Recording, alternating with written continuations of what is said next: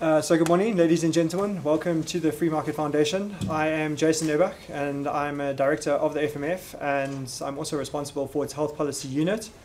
I'd just like to make it clear at the outset that our videographer will only be filming the presentations and the presenters, so he won't be filming the Q&A session or any of you sitting in the audience. And we've also decided to operate today's proceedings under Chatham House rules, so please feel free to speak your mind. Nothing will be attributed directly to you. Yes, we hope to have open discussion about the analysis that Evan will be presenting shortly. So I'd like to keep my remarks short and succinct so that we can listen to Evan and Mike. But I'd just like to provide a bit of background about the Free Market Foundation and specifically the work of the Health Policy Unit. So the FMF was established in 1975 to promote and foster an open society, the rule of law, personal liberty, and economic and press freedoms as fundamental components of our advocacy of human rights and democracy. And the Health Policy Unit is a division of the Free Market Foundation and is a non-profit organization. And the basic premise of the Health Policy Unit is to promote policies that increase access to quality healthcare in South Africa. And to achieve that objective, we urge government to devote its limited resources to financing healthcare for the poor in South Africa and to purchase an increasing percentage of those services from private providers, and to allow and encourage the rapid growth of the private healthcare sector in South Africa. So a bit of background to why we've asked you to come here today. In keeping with our mission to increase access to quality healthcare in South Africa, we have for many years suggested that in order to increase the number of individuals who are covered by private medical scheme arrangements and private insurance options, the market must be deregulated and actuaries must be free to devise policies that cater for the needs of low-income individuals. But if we look at the medical schemes market specifically in South Africa, and we see the average price approximately 4,000 Rand per family per month, it's just way out of reach of most individuals, and it's not surprising that only about 16% of the population is covered by private medical scheme options.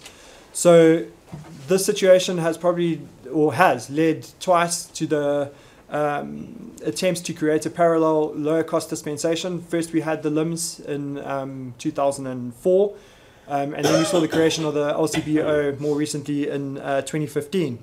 Both of these initiatives were seemingly shelved, and by the end of 2016, I think it was, that about 10 years after they first came into effect, the government finally drafted a set of demarcation regulations and the associated demarcation exemption framework, and has given health insurers until 30th of April 2019 to comply with the Medical Schemes Act whilst this LCBO is busy being developed. So with the recent publication of the Medical Schemes Amendment Bill, the National Health Insurance Bill, and now the provisional findings that were released last week by the Health Market Inquiry, I think it's going to be interesting to see what happens and how the Department of Health and the Council for Medical Schemes proceed with the demarcation regulations in light of the various propositions that they've made within those various government publications. And I'm sure, Mike, you'll touch on some of these things later on. But I think what we can be sure of is something that we at the Free Market Foundation has been warning against for a number of years, and that probably can best be described as a slow and steady poisoning of the private health insurance market and the private healthcare market more generally in South Africa. And there's this kind of dogged determination on behalf of governments to dismantle and I'd even go so far as to say destroy the private healthcare market in South Africa, but that's a debate that we can have later on today. And this is basically based on this kind of flawed ideological opposition to what is commonly referred to as the commodification of healthcare in South Africa. So I think what's apparent from the recent bills and the findings is that government officials and their aides seem incapable or unwilling to appreciate the role of the private healthcare insurance market and the private medical scheme options that we have available in South Africa for financing healthcare. And in our opinion, in future, healthcare reforms must recognize the positive role played by the private sector, and specifically the private health insurance market, which we believe increases access to high quality care, improves consumer choice, and leads to greater health system responsiveness overall. So finally, I'd just like to wrap up my opening remarks by introducing you to Evan, who will be presenting the 3-1 actuarial analysis that we commissioned. So we're concerned at the time that if the LCBO is not financially feasible or not properly designed, that it has the potential to destabilize the industry, particularly if it facilitates the dramatic and substantial benefit option downgrades that we've witnessed over the last 10 years. And we were also concerned that if the threshold for the LCBO was set too low, then certain individuals will be too rich to qualify for the LCBO and too poor to purchase traditional medical scheme cover, and that could potentially increase the burden on the already overstretched public healthcare sector. So at this point, I'd like to hand over to Evan. He'll be taking the place of Yak because Yak had a family crisis yesterday that he has to attend to today. But I know we're in good hands. Evan's been involved in the analysis throughout the entire time. So please join me in welcoming Evan up to the stage. Thank you very much, Jason. I'm just going to get the presentation open quickly.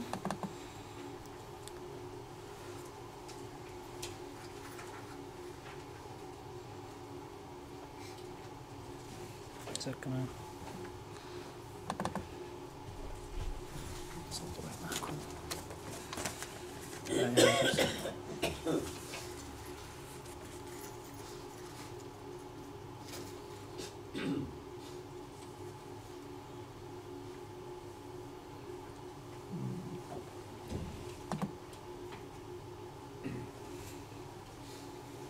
Okay.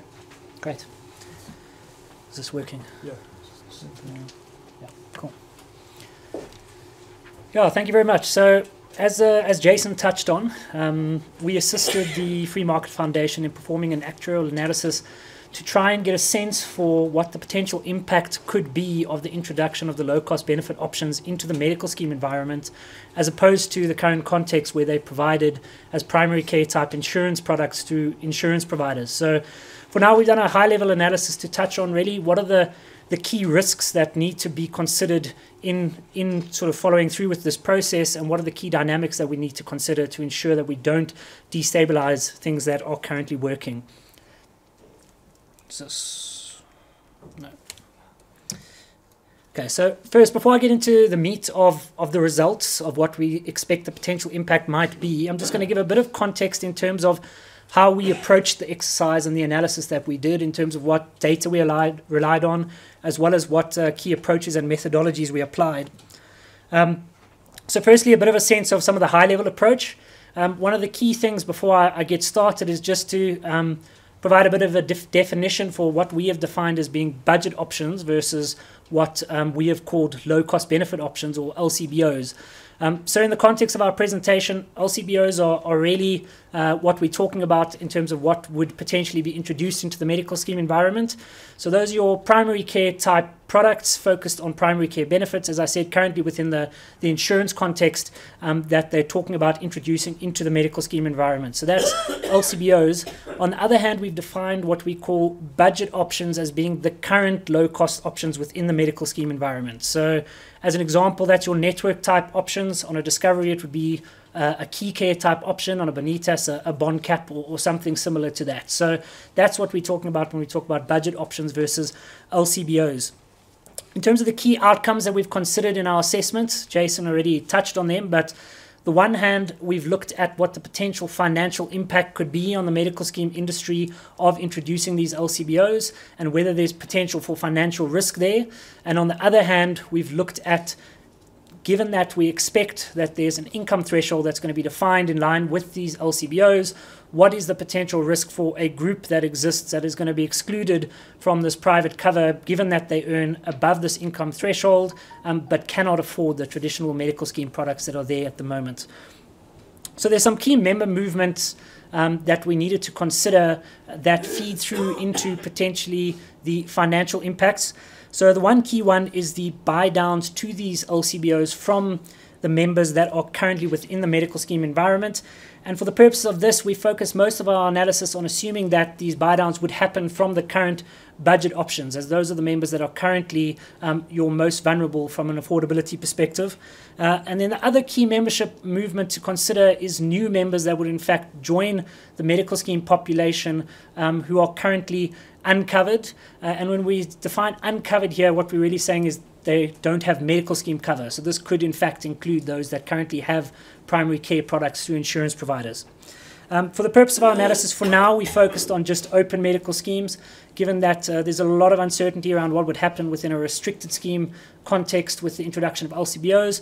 We're not sure what the employer's attitudes would be to these products, as well as how potentially employer subsidies would filter into the whole context. So open schemes is what we focused on for now.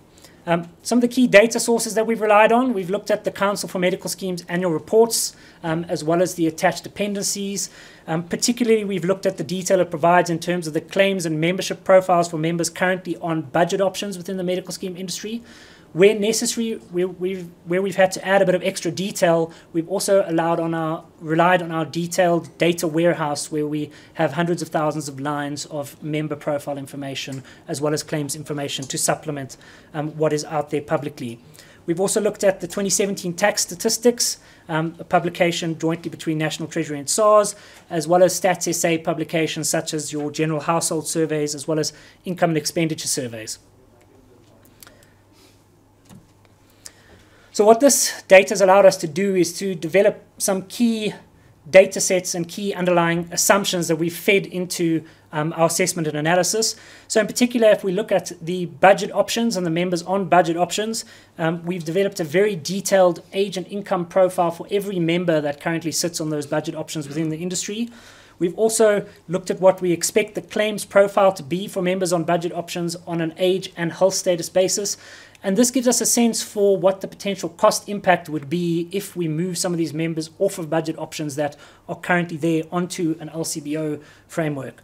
Also, we've looked at what the expected contribution levels are by income within the budget option context, and this then helps us give a sense for what the potential affordability is for these budget options for those that sit in the population that may not be able to access LCBOs due to the income threshold. On the LCBO side, we've also had to get a sense of what we expect the claiming profile to be on a by age basis there too, to determine what the potential costs would be for those that buy into the LCBOs as well as buy down to the LCBOs from the current budget options. Finally, in order to inform the expected appetite and affordability for these type of products from the population at large, we've looked at the income and age profile for our population. We focus for now particularly on the taxpayer base, as we have rich data there, and they're more likely to be those that would buy into the private cover market. We've also considered their current medical scheme cover status. So to give you a sense for what that population profile currently looks like within the tax registered population, what we have in the graph on the slide is a sense of that profile. So what we've shown is by income band on the bottom axis. We've shown in the bars your average age of the individuals that sit in those income bands.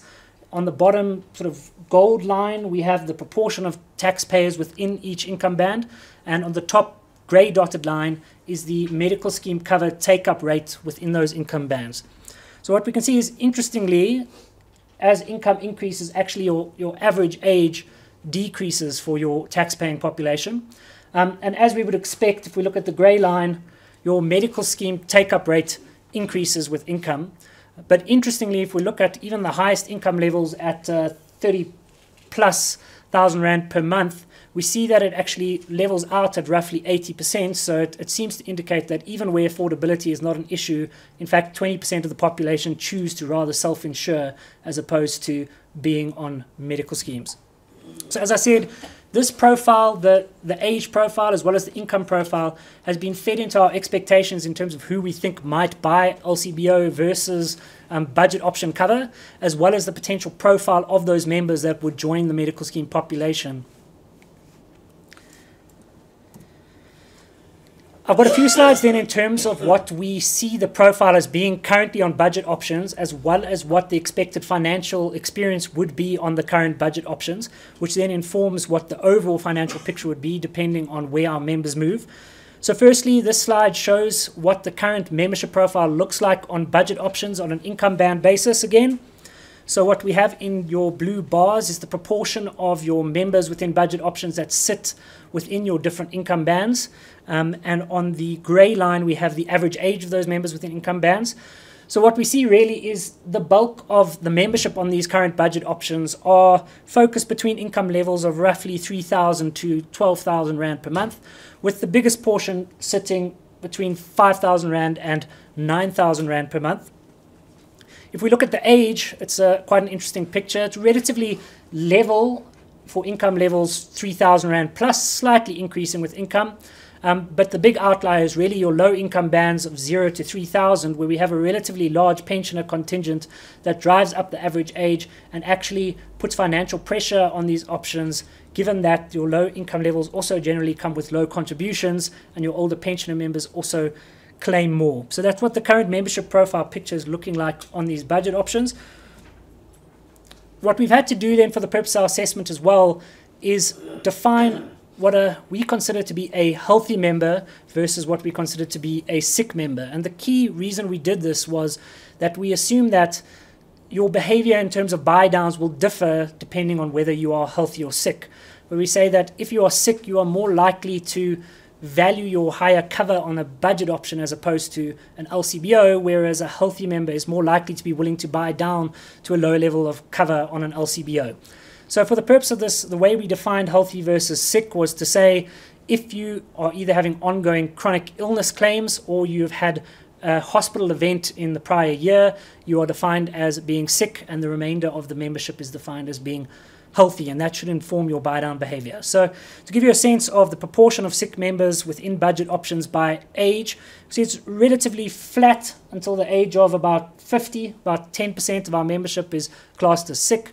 After the ages of 50, that proportion accelerates quite rapidly to about 70% at your older ages that are classed as being sick. What we've done then is to say, now that we've classified a member as being sick or healthy, what do we expect their claiming profile to look like in the subsequent year?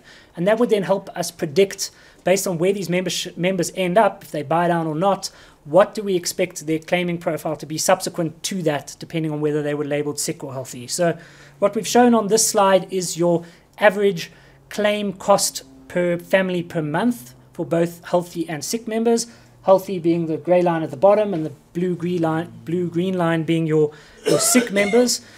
So what you'll see on the healthy members, relatively flat, interestingly, in terms of their claiming profile, sits at roughly 1,000 Rand per member per month across the board by age. The sick members, we see quite a different picture with a far faster accelerating claims cost by age, as well as consistently higher claims than your healthy members, which is what we would expect. But on an overall basis, they claim on average about 3 times more than your healthy members. What we've also needed to do then is get a sense for what the actual contribution costs look like on these budget options currently. And given that these budget options are currently structured very much on a contribution banded income banded basis, your contribution levels do in fact differ by income. So this is what we have put up as a picture of what we assume the average level of contributions is within the current budget option market. If you look for income levels lower than roughly 6,300 Rand per member per month, we have an average per family contribution cost per month of roughly 1,000 Rand. That then accelerates to a contribution level of about 2,700 Rand per member per month on average for your income levels above 15,000 Rand per member per month. So it plateaus then for income levels above 15,000 Rand a month. And if we feed this all in, we've given an overall picture of what the current average financial picture looks like on these budget options. That's your column titled Actual 2016 Experience, and that's extracted from the Council for Medical Scheme reports. So what you'll see is, on average, a family on these budget options currently contributes about 1,440 Rand per month. If you take out all of the costs and look down at the bottom net healthcare result, On average, these members on your budget options are actually loss-making members. On average, about 134 Rand a month that they contribute in terms of a loss. So interestingly, what it indicates is that your more comprehensive options are in fact subsidizing these budget options, where schemes are making an effort to in fact enhance the affordability for vulnerable members at the low end. What I've shown on the right-hand column is just really to give a sense of comfort in that if we use our membership profile that we have now developed for the entire industry and we map on all of our cost and contribution assumptions, we get that generated result, which is really for the most part exactly the same as the council statistics. So just to give a bit of comfort that our underlying assumptions and approach is in fact in line with reality. Looking at the expected low cost benefit option profile, then we've contrasted that. So if we look at what the expected claims profile is going to be on the LCBOs rather than your budget options, it is a slightly different picture to what we were seeing before. So what we have done is to look at primary care benefits and primary care type insurance products that we have within our data universe. That's informed what we expect the cost to be on these products on a per age basis, which is what we've shown on the slide there. So as I said, interestingly, a very different picture to what we were seeing before. In this case, given that your benefits are primary care focused, in fact, the cost is pretty flat across all of your ages until about the age of 50, where there is a slight upturn, but nowhere near what we see in the current medical scheme context. What this means is that your low-cost benefit options are in fact a lot more protected in terms of taking on your older and sicker members than your current budget options are, which has quite a significant impact depending on what members we assume to move onto these products if they are introduced. What you'll also see is, just in terms of a rand amount as well, quite a different picture. I mean, here we're talking about average rand amounts of roughly 250 Rand per member per month. We contrast that to about 1,000 Rand per member per month, at least for a healthy member on your budget options within the current medical scheme framework, where they have to adhere to their current set of prescribed minimum benefits. If we look at the rest of the expected financial picture on these LCBOs, I've outlined some of the key assumptions we've made there. What we assume for now is that they will be subject to community rating until we found out anything different in line with the current medical scheme regulations.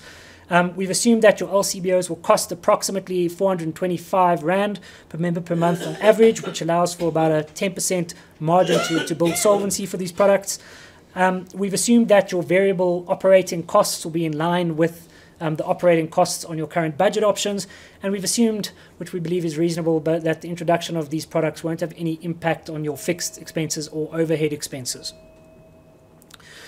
Okay, so now that we've set the context and some of our approach, I guess getting to the crux of it and the meat of it then is the results and what we expect the potential impact to be of the introduction of these LCBOs into the medical scheme environment. And the first part that we focused on is the potential financial impact on your medical scheme environment. And firstly, what we've looked at is focusing on what the potential cost could be as a result of buy downs from your budget options to these LCBOs. What we've done for this is to provide a range of potential impacts by allowing for a variety of scenarios. So we've labeled the scenarios A through to I, and what we've done within these scenarios is to allow for various scenarios on a low cost benefit option income threshold from a minimum level of 6,000 Rand income per member per month up to 15,000 Rand per member per month, where 6,000 Rand was roughly in line with the income tax threshold in 2016. What we've also done then within those threshold scenarios is to allow for various scenarios in terms of the proportion of healthy versus sick members that will in fact buy down from budget options onto these LCBOs. So within those scenarios, if we look at the 6,000 scenario, we go from a worst case scenario, which is where all of our healthy members buy down and all of the sick members remain on your budget options, to a slightly better case scenario where 60% of your sick members buy down and 60% of healthy members buy down and 40% of sick members buy down. So this next slide then is relatively busy, but I'm going to take you through it. It really outlines the potential financial impact then based on these scenarios of introducing the LCBOs, focusing on the buy down impact. So what we've shown here is your overall annual financial results for the members that currently sit on budget options. We've contrasted the current picture where they all currently are on budget options to the new picture where we consolidate their financial experience on LCBOs if they buy down with that on budget options if they remain where they are. So to show you here, this is the current annual financial results for all members that sit on budget options within the open medical scheme industry. They're currently contributing annually about 7.2 billion rand in contributions. And then after removing costs, they are contributing a loss of about 674 million rand a year. So that's currently what they're producing on these budget options. If we look at the 6,000 rand threshold scenario as an example, and look at scenario A, where 100% of our healthy members buy down, what we see is that the impact relative to the current picture is an improvement in the financial position of 120 million rand a year. And we see within the 6,000 rand scenario across the board, there are positive impacts in terms of the impact of buying down. But as we start to increase that income threshold to 10,000 rand or 15,000 rand, we see that the picture changes quite a lot, and there's quite a significant additional financial cost and risk associated with that. As potential sort of worst case scenarios, we look at 100% of healthy members buying down. That translates to potentially a 562 million rand additional financial cost to the industry for 10,000 rand threshold, or a 1.1 billion rand additional financial costs to the industry as a result of buy downs if we have a 15,000 rand a month income threshold. So what it really illustrates is two key themes, which is that the more we raise the income threshold, the more the potential financial risk, but that is being balanced off against the fact that the more we raise the threshold, the less potential there is for members being excluded in the industry. And also, the more healthy members we see buy down, the more potential there is for financial risk as well within the medical scheme context. Moving on to the next key area of financial impact then for the medical scheme industry, that relates to your uncovered members buying into the population onto LCBOs. So again, we've allowed for a range of scenarios to illustrate what the potential financial impact would be, again labeled A to I with similar LCBO income threshold scenarios. And here we've varied it again within those income threshold scenarios depending on the proportion of eligible families in the population that will in fact join these LCBOs. And when I'm talking eligible families, I'm saying those that are in fact earning below the current, below these income threshold levels that aren't currently on medical schemes already. So what we've done then is to vary the proportion joining from between 10 up to 50%. And this next slide then again illustrates the potential range of financial impacts. So what we're showing in these tables is the overall annual financial results for these uncovered members buying onto LCBOs. So what we see is, in terms of the overall financial impact on schemes, if we scroll to the bottom line of these tables, across the board it is a positive impact that we see for the uncovered population joining LCBOs. And if we look at the number of members joining relative to these impacts, what we really see is the more uncovered members that join the LCBO population, the better, and the better the financial impact. That being said, even in a best case scenario, scenario I, where we see 740,000 families joining these LCBOs, the quantum of the positive impact of 391 million rand a year is not quite the same sort of quantum as we were talking about in the full potential financial risk as a result of buy downs. So we'll see that means that depending on where we set the income threshold, this positive financial impact won't really be able to offset that risk of the buy down. So what we've done then is to tie these two pictures together to get a sense of what that overall potential financial impact could be on medical schemes. And for the purpose of this, we've looked at the potential full risk or a poor case scenario to the medical schemes of assuming that 100% of your healthy population will buy down from budget options to your LCBOs, as well as assuming 20% of your uncovered members that are eligible will in fact join these LCBOs. So in the table then we put together the overall potential financial impact. If we look at the 6,000 rand threshold scenario, as we said, at that level, the impact of buy downs is in fact slightly positive. We combine that with a slightly positive impact as a result of uncovered members joining the population. We have an overall slightly positive impact of 194 million. That being said, that won't go the full way to actually remove the losses that are currently being made on these budget options at present. So a relatively small positive financial impact. But what we wanted to illustrate is the potential risk, really, I guess, in implementing these is if we start putting the threshold a bit higher, we see that the impact of the buy downs far outweighs the potential impact of the positive impact of those uncovered members joining the population. So we see there a risk of potential overall financial impact of 443 million rand additional loss on a 10,000 rand income threshold scenario, or close to a billion rand additional loss on a 15,000 rand per month income threshold scenario. What we've done, just to get a sense of what the overall impact could be, as well, is those results that I've shown to date were based, as I said earlier, on only allowing for your current budget option members to buy down.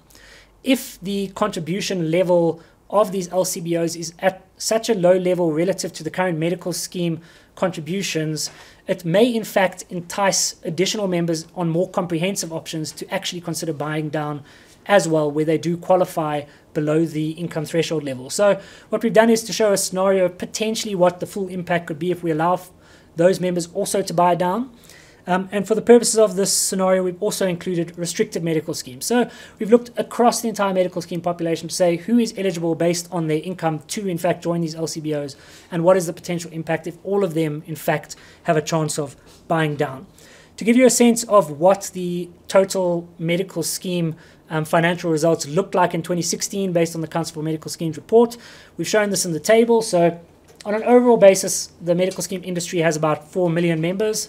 In 2016, they were contributing about 147.8 billion in contributions per year.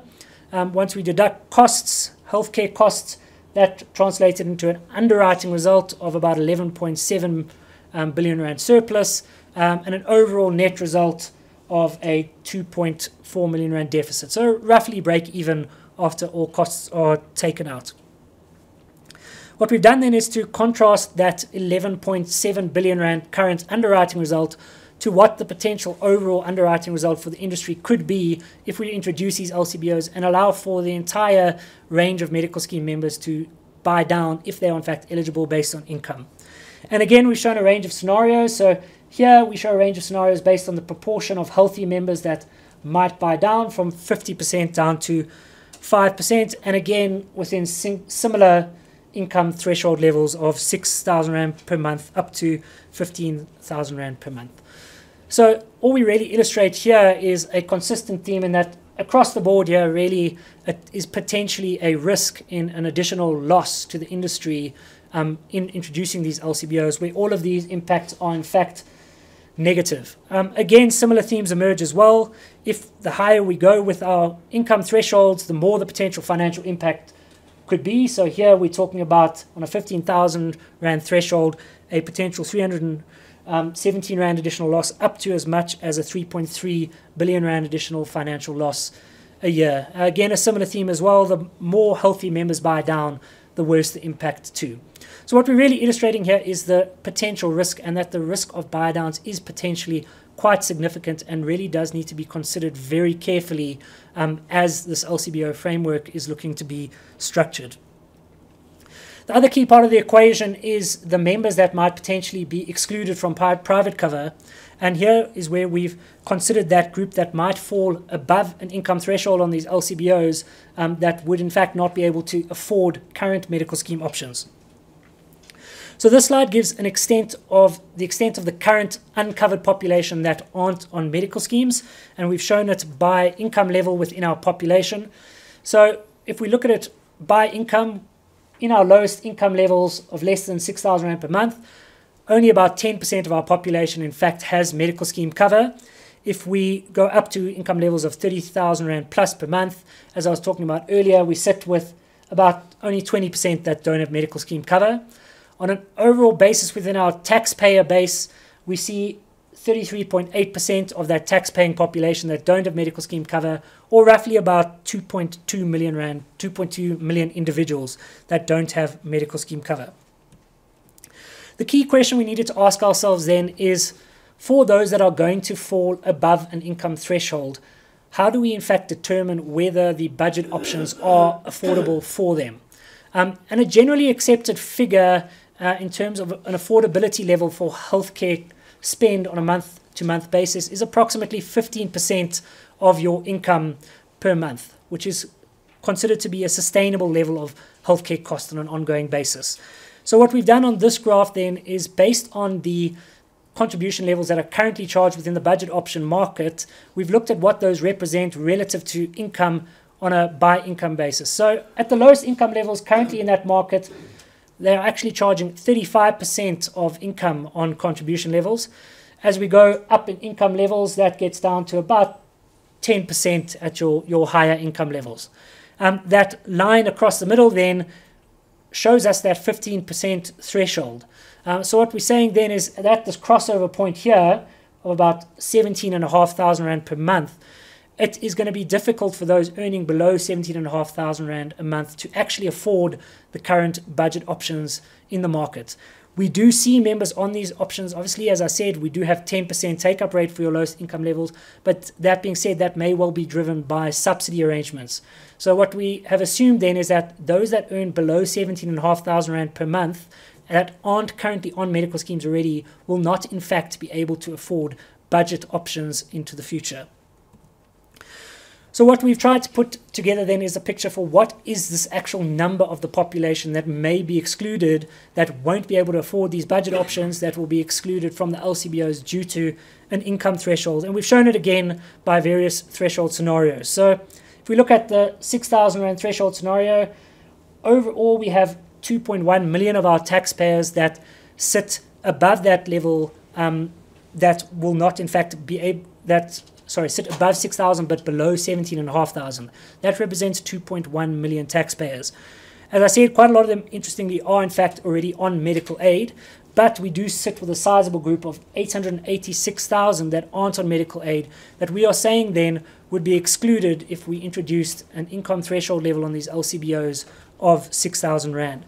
That number shrinks a bit as we increase that threshold to about 132,000 Rand at a threshold level of 15,000 Rand. But again, a relatively sizable number, and a group that currently are able to access cover through primary care insurance type products that wouldn't be if we introduced LCBOs into the medical scheme framework with this type of threshold. So just to touch on some concluding remarks then. Firstly, here under a low threshold scenario, and it's in line with a lot of the themes that I've been touching on.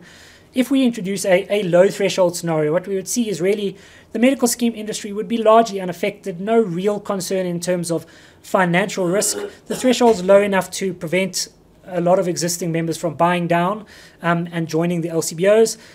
There would be a large proportion of the existing uncovered population that may be unable to access private medical cover, as I said, potentially up to close to as much as 1 million individuals. And this is only currently considering those that are registered on the taxpayer database. There may well, in fact, be more that would be excluded than we've touched on for now. So in this case, the implementation of LCBOs could, in fact, be futile, if not socially detrimental, given the number of people would exclude from private cover.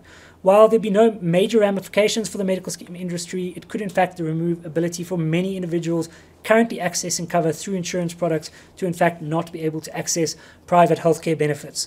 So that's on a low threshold scenario. If we now look to up that to a higher income threshold level, the cost of buy downs, as we've outlined, could potentially be significant, and there is big financial risk that needs to be considered here. It depends on, as I've said, the proportion of healthier members that buy down or not, but some of the figures are potentially quite large in terms of the financial impact. There is an offsetting factor in terms of the number of individuals that join from the uncovered population that would join LCBOs. So it is difficult to predict the exact financial impact, but as I've outlined, there's definitely financial risk.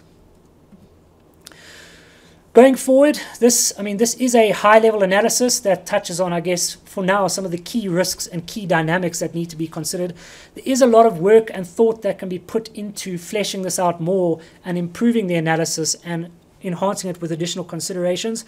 I've outlined a few of them here as examples. As an example, we need to consider the ability for the supply of LCBOs to in fact meet the demand. And what I'm talking about here is a risk where if medical schemes see these products as being financially loss-making, they may not in fact want to introduce them, and we may be left with very few products to actually cater for the need within this income segment. There are also different requirements in terms of things such as reserving and expense structures within the current insurance context compared to the medical scheme industry, and this could affect the cost of these products as well as the ultimate value offered. There's also a very different environment in terms of how premiums can be structured. Currently, risk rating is allowed for these primary care type insurance products within the insurance industry. We're expecting that potentially community rating might be enforced within a medical scheme context. What that could do is it could result in more expensive costs and contributions and premiums for your young and healthy members relative to what they experience now. That means that they may well opt out of this type of arrangement and drive up the overall average cost of these type of products within a medical scheme context. There's definitely more that we need to learn as well in terms of refining the cost and benefits of these LCBOs, but this will continue to emerge potentially as the CMS does their work on defining the framework. We're not sure, as an example, whether there might be different levels of comprehensiveness allowed within the LCBO framework. It's still to emerge. And there's a lot of additional considerations as well to consider that I'm not going to touch on all of them, but the last one in the list that is potentially interesting that we may need to consider is that there may as well be benefit design responses within the current medical scheme context to the introduction of LCBOs. A key one that we would have to think about is how the current income band structure on our budget options would in fact be adapted and changed once the LCBOs are in fact introduced, which would have again a knock-on impact in terms of the financial impact to the industry. So I thank you very much for your time, and I look forward to any questions on the analysis.